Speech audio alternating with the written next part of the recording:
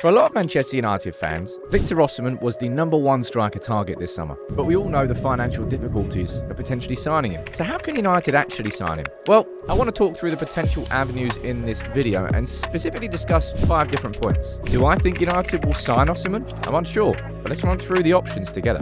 We all know that United want a new striker this summer. We all know that United wanted to sign Liam Delap. He went to Chelsea because they had Champions League football. We all know United wanted to sign Victor Gyökeres. It looks like he's choosing Champions League football as well as a consequence of finishing 15th with no European football. So where do United turn next? And is Victor Osimhen genuinely a possibility? What I want to do in this video, right, I'm going to run through 5 different ways that Osimhen becomes financially possible for United, because that's pretty much what the conversation is. How can that happen? You can let me know what you think in the comments below. All right, but Osimhen, we're talking about the top table of strikers that United could sign. It was basically Gyökeres and Osimhen on that table. We went after Gyökeres, and now if we go after Osimhen, these are going to be the ways that it could happen. All right. So this was an article that Kyle Anker posted yesterday. Sort of, I always enjoy this series, Shopping 4 series. It happens every summer. Did it last summer with Ten Hag. Did it this summer with Amrim. Focusing on strikers here, and I think I agree with that. Carl is very clear that he removes his opinion from these articles, so that it isn't like taken elsewhere. So this isn't me saying that, oh, all of a sudden Carl Anker is saying that we should sign Osimhen, etc., etc. But if you got the money and you got the know-how to get a deal done, then Osimhen's top of the list. For me, it was Gyökeres, but you know that's not going to happen anymore. So how could that happen? All right, let's run through the options. This one feels completely unrealistic, right?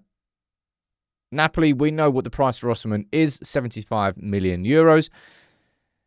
But it feels like a market where they're not exactly struggling for clubs that want to sign him. Al Hilal, of course, the deal was agreed there, 75 million. Galatasaray, they want him. We know that. Napoli don't want him, and that's a broken relationship. But United are in the market for a striker. Liverpool, potentially not really linked with Osimhen, though. Chelsea, again, it's not a market where Napoli need to lower their demands.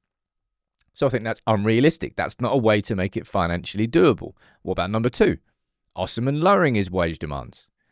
Napoli agreed the deal with Al Hilal, 75 million euros, but he rejected it. And the numbers I saw banded around there were, I think, in the region of 700 to 800,000 a month. But that's in Saudi. Inflated numbers. Not realistic at any European club.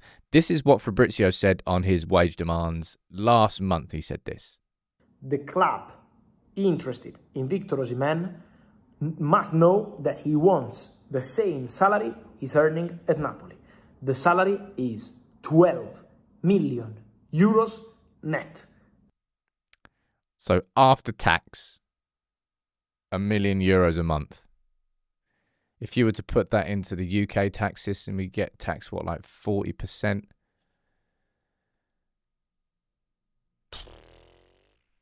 Somewhere in the region of 400,000 to 500,000. I don't know the exact numbers. Either way, this is the easiest way to affording Osimhen. If after everything that's happened with Al Hilal and he decides, no, I don't want to go back to Galatasaray, I've completed that. I've won the Turkish league. If he lowers his wage demands, then I think Chelsea come back in. That was the whole reason why he didn't move to Chelsea previously, wage demands. Again, I think one's the most unrealistic option. Don't think Napoli will lower their demands. 2 feels pretty unrealistic. I don't think Osimhen lowers it either. So this is where United probably going to have to get creative. And to go back to what Carl there said at the start, well, the line I used, if United have got the know-how to get it done, and that's where you move on to different options. And number 1 is going to be that trade involving Garnacho, because we know full well that in January, Napoli came in for him. Could United conceivably, let's use just that price there. I think United want more than 40 million, but maybe they'll be willing to take a lower price if it involved Osimhen coming the other direction. So say, for example, United were to sell Garnacho to Napoli for 40 million, plus a decent sell-on. That would drop the price from 75 million euros, which is what, 65 million quid, to Garnacho plus 20 million.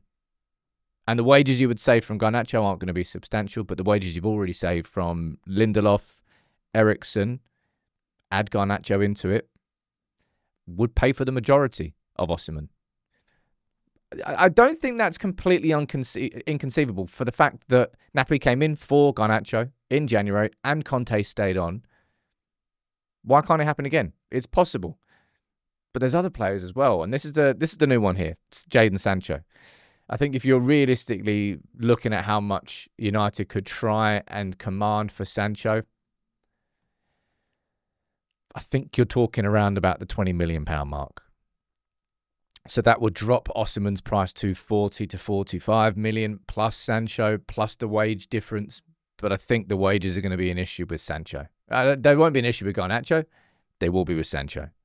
There's no way I think that Napoli are going to pay the levels that Sancho wants. There's no way that any club that's got 2 brain cells is going to pay what Sancho wants. Chelsea didn't do it. United won't do it. Maybe clubs in Saudi will do it. And maybe that's how United will get Sancho off the books. But then he'll probably still reject it for some other reason. This one feels less likely to me, but not impossible, all right? So this is what I mean about United going to the negotiating table and just looking at all the options that we have available. And I think you've got to include this as one as well. Now, you might laugh at me suggesting that Højlund could be involved in this conversation, but why not? Napoli are in the market for a striker this summer. Jonathan David has been a conversation that hasn't really gone any further forward. I think Darwin Núñez, but I think Núñez is now getting linked with potential moves to Saudi Arabia as well. Why can't Højlund be part of that conversation? Value-wise, I've got no idea. I think United on paper need to sell Højlund for, is it 30 to 35 million pounds-ish? These aren't gospel numbers. To make enough money back from selling Højlund. So it's not a loss for PSR. But we know that PSR isn't that much of a problem anymore. So I don't think it's an outrageous concept to think that United could float the idea of Højlund going in that direction and Osimhen coming in the other direction. It's a big old step down, but the Osimhen relationship is broken at Napoli. And that's one thing you have to remember here. This isn't like United trying to, well, with any club. He will not play for Napoli again. Never will. But 75 million, I don't think that Napoli reduced their demands in a summer where there are clearly plenty of clubs who would want to sign Osimhen, but maybe not that many who could afford him. At this point, there is a potential that Osimhen does lower his demands because the options reduce and he doesn't want to play for Galatasaray again next season and he can't play for Napoli and he definitely doesn't want to go to the Saudi clubs. So maybe there's a possibility that happens. I think this feels like the most likely option to me.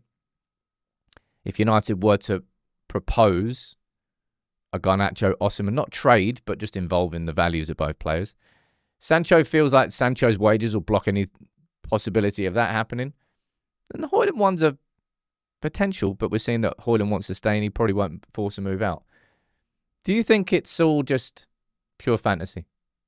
Do you think there's absolutely no way that there is any chance of creating a deal? Or do you agree with Carl that if United can figure out a way to make the financials work, both for Napoli and for United, that there's a chance that Osimhen could be signed? You let me know what you think in the comments.